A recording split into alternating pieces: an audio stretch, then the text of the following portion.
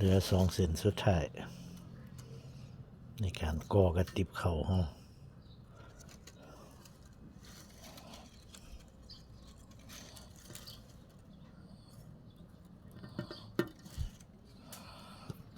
2 เส้นสุดท้าย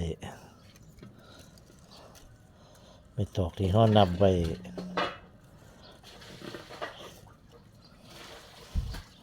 สิเป็นร้อยเป็นเท่าไรแล้วเป็น50เป็น100 คู่เป็นข้างละ50 คู่ว่าสิเฮ็ดตัวฟ้ามัน นะเวลาเฮาสานนี่สานให้มันตรงๆเวลาเฮาก่อเนี่ยเฮาก่อให้มันตรงๆสื่อทับให้มันเสมอกันนั่นวันนี้พอเฮาสานแล้วบัดนี้ขั้นตอนต่อไปเฮาก็สิฮอดขั้นตอนการเฮาสิจอดเอาโค้งเข้ามาจอดกันให้มันนั่นแต่ว่าก่อนสิจอดเฮาก็ต้องนับเซกซะก่อนว่ามันสิได้ตามที่เฮาต้องการบ่มันสิพอดีกันบ่ข้างนี่50 คู่ข้างนี้ก็ต้อง50 คู่หรือสิเท่าใดคู่ก็แล้วแต่2 ด้านนี้ต้องให้ได้เท่ากันให้ได้เท่ากัน1 2 3 4 5 6 7 8 9 10 11 12 13 14 15 16 17 18 19 20 21 22 23 24 25 26 27 28 29 30 31 32 33 34 35 36 37 38 39 40 41 42 43 44 45 46 47 48 49 50นี่เฮานับตอกไว้100 คู่มันก็สิได้ด้านนี้50ด้านนี้ก็สิ50เฮามั่นใจว่ามันทอกันเพราะว่าเฮาได้เซกไม่ตอกไว้ทีนึงแล้วเฮาก็บ่ต้องนับซ้ำอีกนับข้างเดียวก็พอที่นี่ก็เฮาก็ต้องเอา2 ด้านเอา2 ส่วนมานั่นกันทิบใหญ่เติบอยู่ที่ติบเข้าติบนะพี่น้องใส่ตอกข้างละ50 คู่นี่ใหญ่เติบอยู่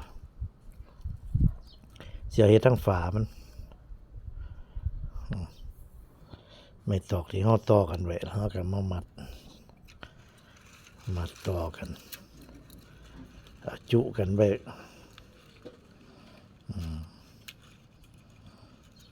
จอดกันไว้หม่องเฮาสิจอดกันแล้วเฮาก็มามัดเพื่อว่าบ่ให้มันเล่นออกจากกันนี่ให้มันต่อกันอยู่ลักษณะนี้มันสิต่อกันอยู่ลักษณะนี้หม่องเฮามาจอดกันบัดนี้เฮาก็มาสานให้มันเข้าลายกันบัดนี่มันรอด2ละเส้นนี้ก็ให้มันข้าม2ให้มันเข้าลายกันปั๊บลงไปยกเทละเส้นวางลงเทละเส้นปั๊บเฮาก็ดึงเข้ากันลองเบิ่งปั๊บนี่เฮาดึงมาเข้ากันมันสิเป็นลายเดียวกันเลยปึ๊บมาแสดงว่าโอเคแต่มันได้ลายเดียวกันเราก็ถือว่าโอเคพอมันได้ลายเดียวกันปั๊บเราก็เอากลับมาไปต่อไปบัดจิ๊ป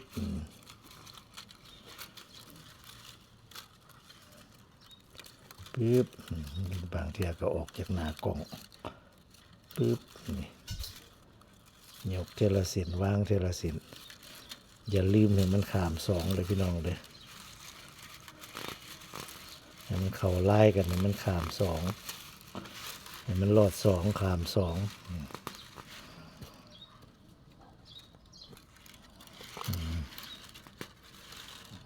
ดีเบิ่งสัดซา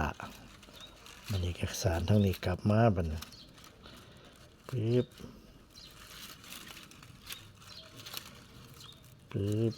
เวลาเส้นปั๊บ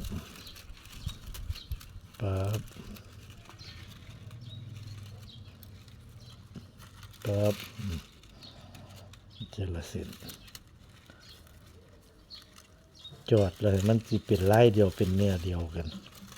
เวลาเขาจอดปึ๊บ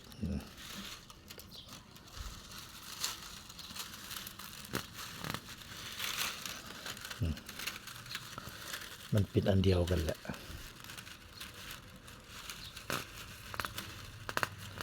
จัดเข้าไปมันเข้าหากันมันนี่ไม่ตอกที่เขามัดนี่เขาแก้ออกก็ได้บัดถอดออกก็ได้เพราะว่ามันได้กันละ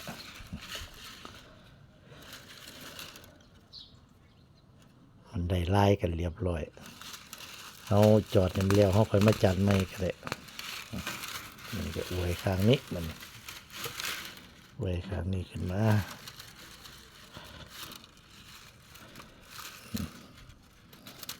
อวยข้างนี้ขึ้นมา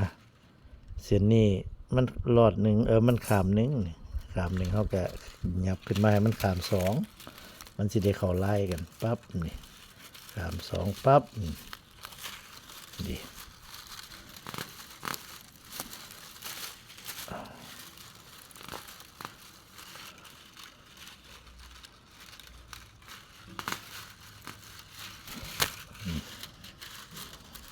ขามสองแล้วมันก็สิเข้าไล่กัน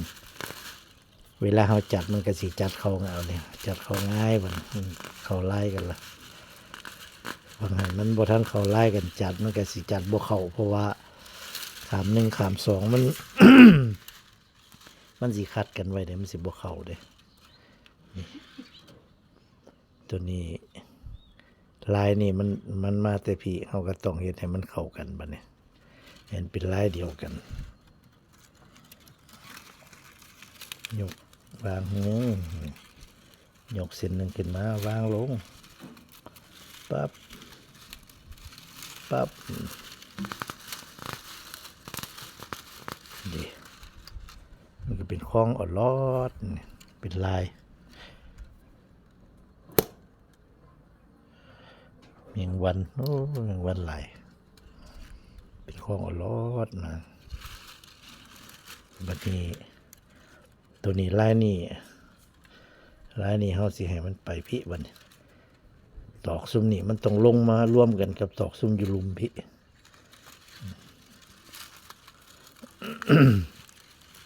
ปั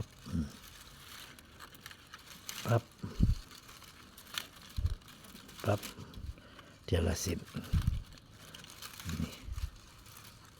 นี่ปึ๊บวางลงไปเบิดปันนั่นเอง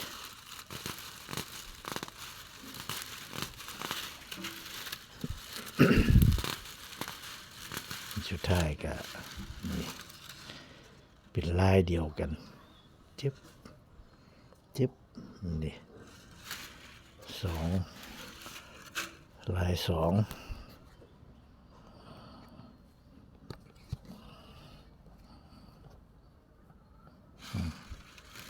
เอาสองส่วนมาจอดกันให้มันเป็นลายเดียวกันเรียบร้อย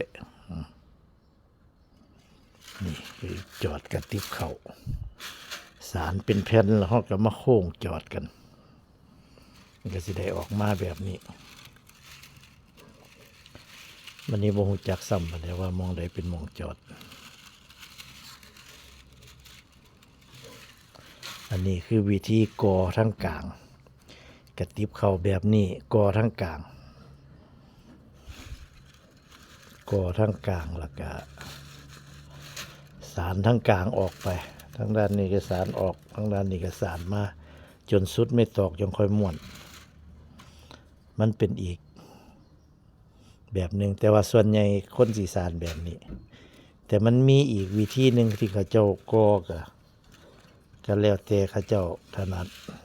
แล้วแต่ผู้ถนัดซุ่มหนึ่งเขาเจ้าสิกอแบบนี้ แต่ว่าหังกออยู่สนตอกไปดิเพื่ออยู่ทั้งสนเพื่อกะให้ไม่ตอกสนมันเสมอกันใกล้เคียงกัน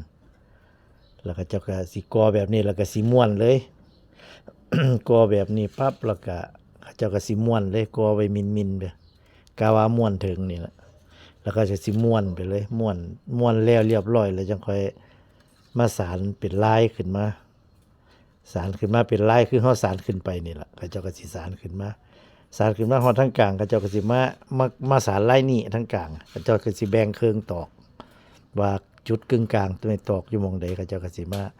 สารลายนี้สารลายนี้แบบเดียวกันนี่สารแบบนี้แล้วเขาเจ้าจังค่อยสิมาสารเป็นลายที่แบบที่เขาเจ้าต้องการนะสารหัวลาย2ยืนก็เป็นลาย2ยืนหรือสิอายอ่ำเวียนก็อ่ำเวียนขึ้นไปแล้วก็จะค่อยมาม้วนไฟนี่คือเริ่มจากส่วนนี้เริ่มสารมาแล้วก็มาม้วนมาแล้วอยู่หม่องนี้ซั่นต่อไปอีกวิธีหนึ่งแต่ว่าของเฮานี่เฮาเริ่มกอทั้งกลางแล้วก็สารมาไฟนี่แล้วก็มาม้วนแล้วกลับขึ้นมาสารไฟนี่แล้วก็มาม้วนนี่วิธีของเฮาเฮ็ดมันก็แล้วแต่ผู้สิเฮ็ดวิธีแล้วแต่คน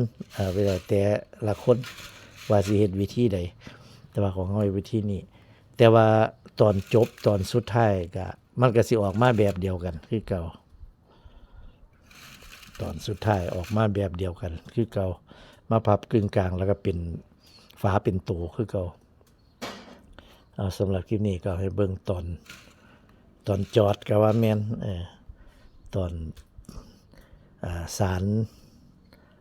รกอซ้ำแล้วก็มาจอดในพี่น้องเบิ่งอธิบายให้เข้าใจเป็นบางอย่างสำหรับคลิปนี้ก็ขอจบไปเพียงแค่นี้คลิปต่อไปก็ติดตามต่อไปสวัสดีครับ